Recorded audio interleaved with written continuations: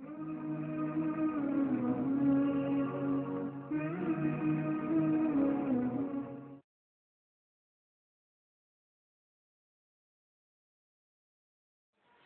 আমরা শাইখ মতিউর রহমান মাদানী সাহেবের তাবলীগ সম্পর্কে আরেকটি মিথ্যাচারের বিষয় পরিষ্কার হবে। প্রথমে আমরা তার ভিডিওটা একটা থেকে দেখি। সুম্মাস্তাওয়া আলাল আরশ, অতঃপর আরশের উপর সমাসীন হয়েছেন। ইস্তাওয়া মানে সমাসীন হওয়া। পৃষ্ঠা নম্বর হচ্ছে 47, ফাজাইলে দুরূদ।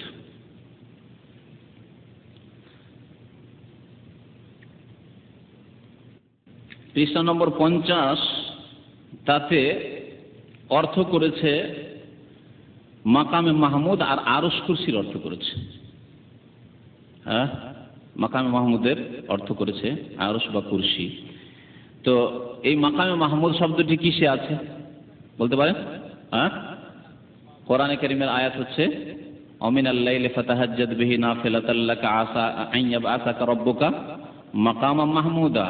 হে নবী, রাতের কিছু অংশে আপনি কি করেন? তাহাজ্জুদ পড়েন। আসা আন ইয়াবআসাকা রাব্বুকা মাকামাম মাহমুদা, হতে পারে যে আল্লাহ পাক রব্বুল আলামিন আপনাকে প্রশংসনীয় স্থানে, মাকামে মাহমুদ মানে প্রশংসার স্থানে, প্রশংসনীয় স্থানে পৌঁছিয়ে দেবেন। এই প্রশংসনীয় স্থান মাকামে মাহমুদ কি?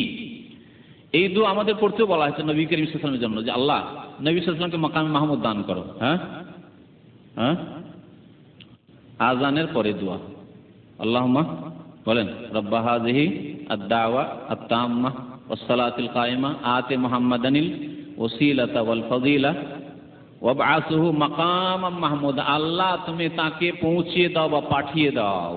কোথায়? মাকামে মাহমুদে, প্রশংসনীয় স্থানে। এই প্রশংসনীয় স্থান কি? নবী করিম সাল্লাল্লাহু আলাইহি ওয়াসাল্লাম আরেক হাদিস আছে যে আমি এই প্রশংসনীয় স্থানে পৌঁছে সিজদায় পড়ে যাব আল্লাহর কাছে মুমিনদের জন্য, আমার উম্মতের জন্য সুপারিশ করার জন্য। এক তো বৃহৎ শাফাত হবে সমস্ত উম্মতের জন্য, আর নিজের উম্মতের জন্য বিশেষ শাফাত হবে। এই শাফাতের স্থান আল্লাহ পাক রব্বুল আলামিন উচ্চ মর্যাদায় পৌঁছবেন, যেখানে গিয়ে বৃহৎ শাফাত করার কেউ সাহস করবেন। সমস্ত নবী কি করবেন? ওজর পেশ করবেন। নূহ আলাইহিস সালাম থেকে শুরু করে মূসা আলাইহিস সালাম, ঈসা আলাইহিস সালাম পর্যন্ত, ইব্রাহিম খলিলুল্লাহ, সবাই বলবেন না না না না না না, আমাদের দ্বারা হবে না। আদম আলাইহিস সালাম না না, আমাদের দ্বারা হবে না, সম্ভব না, সবাই ভয় করবেন। কিন্তু লেখক বলছেন যে উলামাগণ নিকটবর্তী ঠিকানার কয়েকটি অর্থ করিয়েছেন। একটা নিকটবর্তী ঠিকানার একটি হাদিস আসছে আল মাকআদুল মুকাররাব ওয়া আনজিলহুল মাকআদাল মুকাররাব ইনদাকা, তাবরানীতে একটি হাদিস রয়েছে। আর মাকামে মাহমুদের অর্থ করেছে, বলছে যে উহার অর্থ, আল্লামা সাখাবী বলেন উহার অর্থ হইল ওসিলা অথবা মাকামে মাহমুদ, মানে আল মাকআদুল মুকাররাবের অর্থ তাহলে মাকামে মাহমুদ অপর ভাষায়, অথবা হুজুরের আরশে আজিমে অবস্থান। রাসূলুল্লাহ সাল্লাল্লাহু আলাইহি ওয়াসাল্লাম কোথায় যাবেন? আরশে আজিমে অবস্থান করবেন আল্লাহর সাথে, আরশে আজিম। অথবা হুজুরের সেই সুউচ্চ আসন যাহা সবচেয়ে উপর হইবে। হিরজে সামিন গ্রন্থে উহাকে কুরসি বলিয়াও উল্লেখ করা হইয়াছে। শুধু আরশই নয়, বরং কুরসি বলিয়া উল্লেখ করা হয়েছে। ওয়াসিয়া কুরসিয়াহুস সামাওয়াতি ওয়াল, সেই কুরসির কথা বলা হচ্ছে।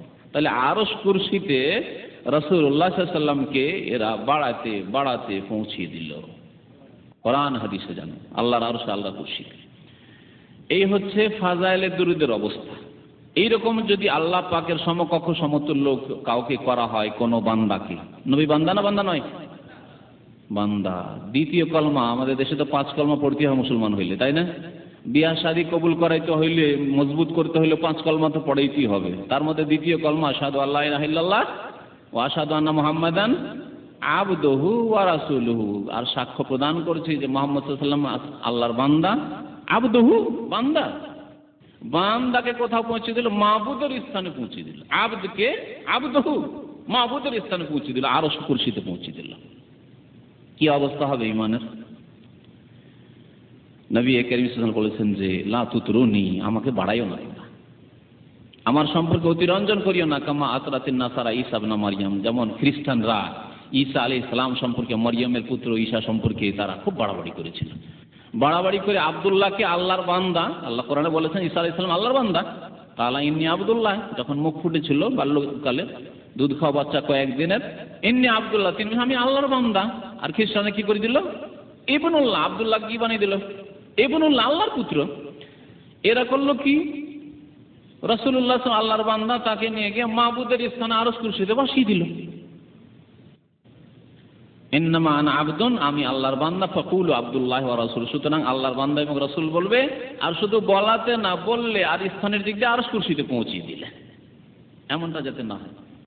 আপনারা দেখেছেন শাইখ মতিউর রহমান মাদানী সাহেব ফাজাইলে দুরুদের একটি ইবারতকে সামনে নিয়ে কিভাবে যথেচ্ছা নিজের ইচ্ছে মতো ব্যাখ্যা করে এই সম্পর্কে বিশেষজ্ঞ করেছেন এবং দাওয়াত ও তাবলীগের মহান জামাত সম্পর্কে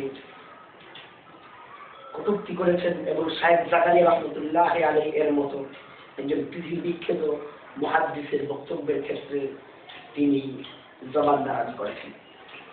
আমরা প্রথমে ফাজাইলে দুরুদের উক্ত এবারতটি দেখে নিই। ফাজাইলে দুরুদে শাইখ জাকারিয়া রহমতুল্লাহ আলাইহি আসলে মৌলিকভাবে কি বলেছেন। এটি হচ্ছে ফাজাইলে দুরুদ। এই ফাজাইলে দুরুদ তাবলীগী কুতুবখানা। আমরা মতিউর রহমান মাদানী সাহেব যেখান থেকে অভিযোগ উত্থাপন করেছেন আমরা সেটি প্রথমে দেখে নিই। ফাজাইলে দুরুদের 40 নম্বর পৃষ্ঠায় শাইখ জাকারিয়া রহমতুল্লাহ আলাইহি প্রথমে তাবরানী শরীফের একটি হাদিস এনেছেন। এর বাংলায় যারা অনুবাদ করেছেন তারা অনুবাদ করেছেন এইভাবে। হুজুর পাক সাল্লাল্লাহু আলাইহি ওয়াসাল্লাম ইরশাদ করেন, যে ব্যক্তি দরুদ এইভাবে পড়িবে, আল্লাহুম্মা সাল্লি আলা মুহাম্মাদিন ওয়া আনজিলহুল মাকআদাল মুকাররাবা ইনদাকা ইয়াউমাল কিয়ামাতি, তাহার জন্য আমার সুপারিশ হয়। এরপরে শাইখ জাকারিয়া রহমতুল্লাহ আলাইহির বক্তব্যটি অনুবাদ করা হয়েছে। উলামাগণ নিকটবর্তী ঠিকানার কয়েক অর্থ করিয়াছেন, অর্থাৎ আল মাকআদাল মুকাররাব। আল মাকআদুল মুকাররাব এই শব্দটি কয়েক অর্থ করিয়াছেন। শাইখ জাকারিয়া রহমতুল্লাহ বলছেন যে কতিপয় আলেম বা আলেমগণ উলামাগণ করেছেন। এর মধ্যে আল্লামা সাহাবী রহমতুল্লাহ আলাইহি বলেন, উহার অর্থ হইল ওসিলা অথবা মাকাম মাহমুদ, অথবা হুজুর সাল্লাল্লাহু আলাইহি ওয়াসাল্লাম এর আরশে আজিমে অবস্থান, অথবা হুজুর সাল্লাল্লাহু আলাইহি ওয়াসাল্লাম এর সেই সুউচ্চ আসন যাহা সবচেয়ে উপরে হইবে। হাদিস সামিন গ্রন্থে উহাকে কুরসি বলিয়াও উল্লেখ করা হইয়াছে। এই হলো শাইখ জাকারিয়া রহমতুল্লাহ আলাইহি এর সংকলিত ফাজাইলে দুরুদ শরীফের 40 নম্বর পৃষ্ঠার বক্তব্য, যেখানে আপনারা যে কেউ পড়লেই দেখতে পাবেন যে এই বক্তব্যটি শাইখ জাকারিয়া রহমতুল্লাহ আলাইহির নিজের বক্তব্য নয়। তিনি যে বক্তব্যটিকে প্রতিপাদ্য সাব্যস্ত করে, মূল আলোচ্য বিষয় সাব্যস্ত করে বিশুদ্ধার করেছেন ফাজাইলে দুরুদের উপরে এবং শাইখ জাকারিয়া রহমতুল্লাহ আলাইহির উপরে এবং উলামায়ে দেওবন্দের উপরে বিশুদ্ধার করেছেন, সেটি শাইখ জাকারিয়া রহমতুল্লাহ আলাইহি তার স্বীয় গ্রন্থে বরাতে এনেছেন সাহাবী রহমতুল্লাহ আলাইহি। ইমাম হাফেজ সাহাবী রহমতুল্লাহ আলাইহি প্রসিদ্ধতম তাফসীর এবং হাদিস বিষয়ে বিশেষজ্ঞ ব্যক্তিত্ব, আলেমে দ্বীন এবং ইলম সম্পর্কে যারা সামান্যতম জ্ঞান রাখেন তারাই হাফেজ সাহাবী রহমতুল্লাহ আলাইহি ছিলেন। আসলে আমাদের বক্তব্য হচ্ছে এটা যে মতিউর রহমান মাদানী সাহেবের আসলে কি মাসআলাটা মানুষের সামনে তুলে আনা উদ্দেশ্য, নাকি ফাজাইলে দুরুদ সহ শাইখ জাকারিয়া রহমতুল্লাহ আলাইহি এবং তাবলীগ জামাতকে মানুষের সামনে কলুষিত করা, মানুষের সামনে দূষণীয় করে তোলা উদ্দেশ্য? যদি আসলে মাসালাটার ক্ষেত্রে তার বক্তব্য হয়ে থাকে এই মাসলাটা শিরকি মাসালা বা এই বক্তব্যটা এই ব্যাখ্যাটি শিরকি বক্তব্য, তাহলে তিনি শাইখ জাকারিয়া রহমতুল্লাহ আলাইহির উপরে অভিযোগটা না করে অভিযুক্ত করা উচিত হাফেজ সাহাবী রহমতুল্লাহ আলাইহির উপরে। কারণ এটি শায়েখ জাকারিয়া রহমতুল্লাহের বক্তব্য নয়। শায়েখ জাকারিয়া রহমতুল্লাহ পরিষ্কার ভাষায় এনেছেন যে এটি বলেছেন ইমাম সাহাবী হাফেজ সাহাবী রহমতুল্লাহ।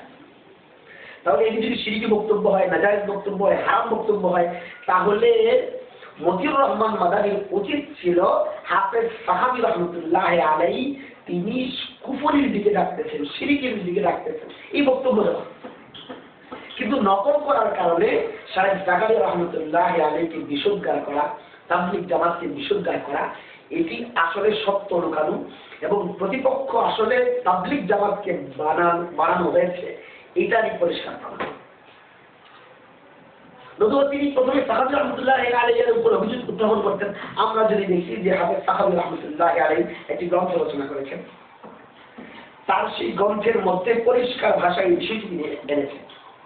সাহাবী রহমতুল্লাহ আলাইহি এর যেই গ্রন্থ থেকে শায়েখ জাকারিয়া রহমতুল্লাহ আলাইহি এই ইবারতটি এনেছেন, সেটি এসেছে হাফেজ সাহাবী রহমতুল্লাহ আলাইহির প্রসিদ্ধতম গ্রন্থ আল কওলুল বাদির ফি সালাতি আলাল হাবিবিশ শাফিঈ। এই গ্রন্থের শামসুদ্দিন আবুল খায়ের মুহাম্মদ ইবনে আব্দুর রহমান ইবনে মুহাম্মদ আস-সাহাবী রাহমাতুল্লাহি আলাইহি তার এই আল কওলুল বাদির গ্রন্থের প্রথম নাম্বার অধ্যায়ের তামবিহ দিয়ে তিনি যে বক্তব্যটি এনেছেন সেটি হলো এই: আল মাকাদুল মুকাররাম يحتمل أن يراد به الوسيلة أو المقام المحمود وجلوسه على العرش أو المنزل العالي والقدر الرفيع والله أعلم। মৌলিকভাবে এই ইবারতটার অনুবাদ শায়েখ জাকারিয়া রহমতুল্লাহ আলাইহি তার ফাজাইল শরীফে যে বক্তব্যটি আল কওলুল বাদিয়ে হযরত হাফেজ সাহাবী রহমতুল্লাহ আলাইহি এনেছেন যে মাকাদে মুকাররাব বলা হয় হচ্ছে, এর অর্থ হলো ওসিলা অথবা মাকামে মাহমুদ অথবা হুজুর সাল্লাল্লাহু আলাইহি ওয়াসাল্লামের আরশে আজিম। পরিষ্কার হয়ে গেছে। তাহলে বোঝা গেল এই বক্তব্যটি আসলে শায়েখ জাকারিয়া রহমতুল্লাহ আলাইহির নয়, বরং হাফেজ সাহাবী রহমতুল্লাহ আলাইহি তার আল কওলুল বাদির ফি সালাতি আলাল হাবিবিশ শাফিঈ এই গ্রন্থের প্রথম অধ্যায়ের প্রথম তামবিহের মধ্যে এই বর্ণনাটি আছে। আর এই বর্ণনা আনার মাধ্যমে যদি শায়েখ জাকারিয়া রহমতুল্লাহ আলাইহি কুফরি করে থাকেন, শিরক করে থাকেন, তাহলে এর প্রথম মির্জাক হবে না সাহাবা। আর যদি মাতার ক্ষেত্রেই তার বক্তব্য হয়ে থাকে যে রাসূল করিম সাল্লাল্লাহু আলাইহি ওয়াসাল্লাম আরশে আজিমে যাবেন, সেখানে বসবেন, এটা শিরকি কথা হয়ে থাকে, তাহলে এর মাধ্যমে হাফেজ সাহাবী রহমতুল্লাহ আলাইহির উপরে অভিযোগ আসবে শায়েখ জাকারিয়া রহমতুল্লাহ আলাইহি শুধুমাত্র নকল করার কারণে ফাজাইলের দুরুদের উপরে অভিযোগ উত্থাপন করাটা, এটা সম্পূর্ণ রূপে এটা তাবলীগের বিরুদ্ধে বিশুদ্ধগারের একটা অস্ত্র হিসেবে ব্যবহার করা হয়েছে এবং এটা হিংসাত্মক বক্তব্য ছাড়া আর কিছু না। আর সবচেয়ে মজার বিষয় হচ্ছে এটা যে শায়েখ মতিউর রহমান মাদানী এই বক্তব্যটা দিয়ে আসলে কি প্রমাণ করতে চাচ্ছেন? তিনি বলতে চাচ্ছেন হচ্ছে এটা যে আরশে বসে আছেন আল্লাহ, নাউযুবিল্লাহ, কুরসিতে বসে আছেন আল্লাহ, নাউযুবিল্লাহ। যেহেতু আল্লাহ আরশে বসে আছেন, কুরসিতে বসে আছেন, সুতরাং এখানে যদি অন্য কেউ বসে তাহলে আল্লাহর সমকক্ষ সাব্যস্ত হয় শিরক। মতিউর রহমান মাদানী এই সম্পূর্ণ একটি কুফরি আকীদা। আমরা জানি যে 72 ফেরকা হবে, এর মধ্যে একটা ফেরকা হচ্ছে মুজাসসিমা ফেরকা, একটা হচ্ছে মুশাব্বিহা ফেরকা, যারা আল্লাহ তাআলার হাত আছে, পা আছে, মুখ আছে, নাক আছে, মানুষের মতোই এরকম বিশ্বাস করে থাকে। মতিউর রহমান মাদানী আসলে সেই গ্রুপেরই সদস্য এবং ওই আকীদা বিশ্বাসী যারা মুশাব্বিহা এবং মুজাসসিমা, অর্থাৎ মানুষের মতো আল্লাহ তাআলার হাত আছে, পা আছে। আমরা মতিউর রহমান মাদানীর আরেকটি ভিডিও ক্লিপ দেখে নিই, আপনারা দেখতে পেয়েছেন। এই ভিডিওতে শায়েখ মতিউর রহমান মাদানী বলতেছেন যে আল্লাহ তাআলা আরশে সমাসীন হয়েছেন, অর্থাৎ আল্লাহ তাআলা আরশে বসার প্রতি মুখাপেক্ষী। অথচ আমরা জানি যে আল্লাহ তাআলা কোনো কিছুর প্রতি মুখাপেক্ষী না, তিনি কোথাও বসেন না, তিনি যেমন ছিলেন তেমনই থাকবেন, তিনি আযালি, তিনি আবাদি, তিনি কোনো মাখলুকাতের প্রতি মুখাপেক্ষী নয়। অথচ আরশ হচ্ছে আল্লাহ তাআলার মাখলুক, আর আল্লাহ তাআলা সেই মাখলুকের প্রতি মুখাপেক্ষী হয়ে বসে থাকবেন। আর সবচেয়ে মারাত্মক বিষয় হচ্ছে এটা পবিত্র কোরআনে কারীমের এক আয়াতের মধ্যে সূরা হাক্কা সূরা হাক্কার 17 নম্বর আয়াতে আল্লাহ রাব্বুল আলামিন ইরশাদ করেছেন ওয়াল মালাকু আলা আরজাইহা ওয়া ইয়াহমিলু আরশা রাব্বিকা ফাওকাহুম ইয়াওমাইযিন সামানিয়া। আল্লাহ রাব্বুল আলামিন বলেন এবং ফেরেশতাগণ আকাশের প্রান্ত দেশে থাকবে ও 8 জন ফেরেশতা আপনার পালনকর্তার আরশকে তাদের ঊর্ধ্বে বহন করবে। সূরা হাক্কা 17 নম্বর আয়াত। এই আয়াত বলতেছে যে আল্লাহর আরশটাকে 8 জন ফেরেশতা বহন করে থাকবে। আল্লাহ যদি আরশে বসে থাকেন নাউযুবিল্লাহ বা আরশের উপরে থাকেন, আরশের উপরে বসে থাকেন, তাহলে এই আরশটাকে 8 জন ফেরেশতা ধরে রাখবে। তাহলে বোঝা গেল কি আল্লাহকে বহন করার ক্ষমতা 8 জন ফেরেশতা রাখে। নাউযুবিল্লাহ 8 জন ফেরেশতা আল্লাহকে ধরে রাখবে, আল্লাহ সে আরশের উপরে বসে রাখবে। তাহলে আল্লাহ তাআলার তুলনায় যে ধরে রাখতে সে অবশ্যই শক্তিশালী। যেমন আমি চেয়ারের মধ্যে বসে আছি, এখন 2 জন ব্যক্তি এসে যদি আমাকে উঠিয়ে ফেলতে পারে তাহলে তারা 2 জন অবশ্যই আমার থেকে বেশি শক্তিশালী। আল্লাহ তাআলাকে যারা এই বিশ্বাস করেন যে আল্লাহ তাআলা এমন দুর্বল, নাউযুবিল্লাহ যাদেরকে 8 জন ফেরেশতা ধরে রাখতে হয়, ওই ফেরেশতারা ধরে রাখতেছে আরশকে, সে আরশের উপরে আল্লাহ বসে আছেন। নাউযুবিল্লাহ আমাদের আকীদা এখানে আমরা বলি আরশ আল্লাহর সৃষ্টি, যেমন ওসিআ কুরসিয়্যুস সামাওয়াতি ওয়াল আরদ, আল্লাহ তাআলার কুরসি আসমান জমিন সব কিছু বেষ্টন করে আছে, এবং আল্লাহ তাআলা কুরসিটা আল্লাহ তাআলার সৃষ্টি, আরশটাও আল্লাহর সৃষ্টি। আল্লাহ আরশের উপরে ইস্তেওয়া মানে হচ্ছে আল্লাহ রাব্বুল আলামিন আরশের উপরে কর্তৃত্বশীল, তিনি ক্ষমতাশীল, আরশের উপরে বসে আছেন। ইস্তেওয়া এর তরজমা সমাসীন করা, আরশের উপরে বসে রাখা করা, এটা আল্লাহ রাব্বুল আলামিনকে মানুষের প্রতি, মাখলুকের প্রতি, কোন সৃষ্টিজীবের প্রতি মুখাপেক্ষী সাব্যস্ত করা হয়, যা সুস্পষ্টভাবে ছিল। এই শিরকি আকীদার দিকে দাওয়াত দেওয়ার জন্য, এই শিরকি বক্তব্যটাকে মানুষকে বোঝানোর জন্য মতিউর রহমান মাদানী এই নতুন শিরকের এই স্লোগান করেছেন যে শায়েখ জাকারিয়া রহমতুল্লাহ আলাইহি যেহেতু হাফেজ সাহাবী রহমতুল্লাহ আলাইহি এর বক্তব্য নকল করেছেন, যে বক্তব্যের মধ্যে এসেছে যে আল মাকাদুল মুকাররাব তথা নৈকট্যশীল ওই স্থানটা হবে রাসূল করিম সাল্লাল্লাহু আলাইহি ওয়াসাল্লাম আরশের উপরে বসবেন, আরশের কাছে যাবেন। মাকাম মাহমুদ মানে হচ্ছে আরশ, যেটা আসলে শায়েখ জাকারিয়া রহমতুল্লাহ নিজের বক্তব্য নয়, হাফেজ সাহাবী রহমতুল্লাহ আলাইহির বক্তব্য। তো এই তরজমা পড়ার কারণে আরশের উপরে হযরত রাসূল করিম সাল্লাল্লাহু আলাইহি ওয়াসাল্লাম বসার কারণে আল্লাহর সাথে তুলনা হয়ে যায়। তিনি যেহেতু ব্রেনের মধ্যে বসিয়ে নিয়েছেন যে আরশে আল্লাহ বসে আছেন, নাউযুবিল্লাহ, এই জন্য রাসূল করিম সাল্লাল্লাহু আলাইহি ওয়াসাল্লাম আরশে বসলে আল্লাহ সমকক্ষ হয়ে যাচ্ছে। অথচ আল্লাহ আরশে বসে থাকা, আরশের প্রতি মুখাপেক্ষী হওয়া, এটাই মুজাসসিমা মুশাব্বিহাদের শিরকি আকীদা। যে শিরকি আকীদায় বিশ্বাসী শায়েখ মতিউর রহমান হবার কারণে শায়েখ জাকারিয়া রহমতুল্লাহ আলাইহির উপরে এই মিথ্যা অভিযোগ উত্থাপন করেছেন, এবং পক্ষান্তরে হাফেজ সাহাবী রহমতুল্লাহ আলাইহিকে মুশরিক বলেছেন, তার কিতাবকে আল কওলুল বাদিরকে শিরকি কিতাব বলে সাব্যস্ত করেছেন। সুতরাং আমাদের শেষ কথা হলো যে অভিযোগটা কার, সেই অভিযোগটা কার উপরে সেটি নির্দিষ্ট করতে হবে। যদি মাসালার উপরে অভিযোগ থাকে তাহলে অভিযোগ হবে মৌলিকভাবে হাফেজ সাহাবী রাহমাতুল্লাহি আলাইহি আল কওলুল বাদি'ের উপরে। আর 2 নম্বর বিষয় হচ্ছে তার এই আকীদা যে আল্লাহ আরশে বসে আছেন, আরশের প্রতি আল্লাহ মুখাপেক্ষী, এটা মুজাসসিমা মুশাব্বিহাদের শিরকি আকীদা। আর এই আকীদায় বিশ্বাস হওয়ার কারণে তিনি শায়েখ জাকারিয়া রহমতুল্লাহি আলাইহির উপরে অভিযোগ করেছেন, সেই সাথে মৌলিকভাবে হাফেজ সাহাবী রাহমাতুল্লাহি আলাইহির উপরে অভিযোগ করেছেন। আমাদের আরেকটি কথা আমরা জেনে রাখি যে এই যে ব্যাখ্যাটি হাফেজ সাহাবী রাহমাতুল্লাহি আলাইহি আল কওলুল বাদি'ের মধ্যে করেছেন, ঠিক একই ব্যাখ্যা আর অন্যান্য গ্রন্থের মধ্যেও এসেছে। যেমন হযরত ইবনে কাসির রাহমাতুল্লাহি আলাইহি তার প্রসিদ্ধতম গ্রন্থ আল বিদায়া ওয়ান নিহায়া 15 নম্বর খণ্ডের 42 নম্বর পৃষ্ঠায় এই বক্তব্য এনেছেন যে হানাবেলাদের বক্তব্য হচ্ছে এটা যে মাকামে মাহমুদ মানে হচ্ছে আল্লাহ রাব্বুল আলামিন রাসূল করিম সাল্লাল্লাহু আলাইহি ওয়াসাল্লামকে আরশে বসাবেন হাশরের ময়দানে। এবং একই বক্তব্য এসেছে মুজাহিদ রাহমাতুল্লাহি আলাইহি থেকে, প্রসিদ্ধতম তারিখ বিশারদ এবং প্রসিদ্ধতম হাদিস বিশারদ মুজাহিদ রহমতুল্লাহ আলাইহি থেকে এসেছে যে বক্তব্যটি আত-তামহিদ ইবনে আব্দুল বার রহমতুল্লাহ আলাইহি তার আত-তামহিদ গ্রন্থের 19 নম্বর খণ্ডের 63 এবং 64 নম্বর পৃষ্ঠায় এই বক্তব্য দিয়েছেন। সুতরাং আমরা বুঝতে পারলাম যে শায়েখ জাকারিয়া রহমতুল্লাহ আলাইহি এর উপরে অভিযোগ করা এই বিষয়টি সম্পূর্ণ বিদ্বেষপূর্ণ বক্তব্য।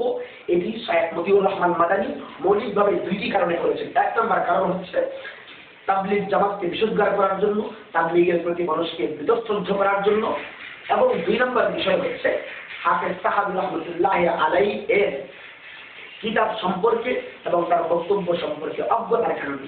তিনি যদি হাফেজ সাহাবী রহমতুল্লাহ আলাইহি আল কাউল বাদির পড়তেন এবং ইবনে আব্দুল বার রহমতুল্লাহ আলাইহি এর গ্রন্থ আত-তামহিদ পড়তেন এবং আল বিদায়া ওয়ান নিহায়া গ্রন্থগুলি পড়তেন, তাহলে তিনি শায়েখ জাকারিয়া রহমতুল্লাহ আলাইহি এর উপরে এই অভিযোগ উত্থাপন করতেন না। কারণ এই অভিযোগ শায়েখ জাকারিয়া রহমতুল্লাহ আলাইহি এর উপরে হয় না, বরং পূর্ববর্তী ব্যক্তিদের উপরে হয়, বিশেষ করে তিনি যার নাম নিয়েছেন হাফেজ সাহাবী রহমতুল্লাহ আলাইহির উপরে। আর সর্বশেষ বক্তব্য হচ্ছে, তার এই বক্তব্যের মূল বিষয় হচ্ছে তিনি শিরকি আকীদা পোষণ করেন, আল্লাহ আরশে বসে আছেন, আল্লাহ আরশের প্রতি মুখাপেক্ষী। এই শিরকি আকীদার কারণে তিনি ওই আরশে কেউ বসলে আল্লাহর সাথে সমকক্ষ হয়ে যায় এই বিশ্বাস করেন।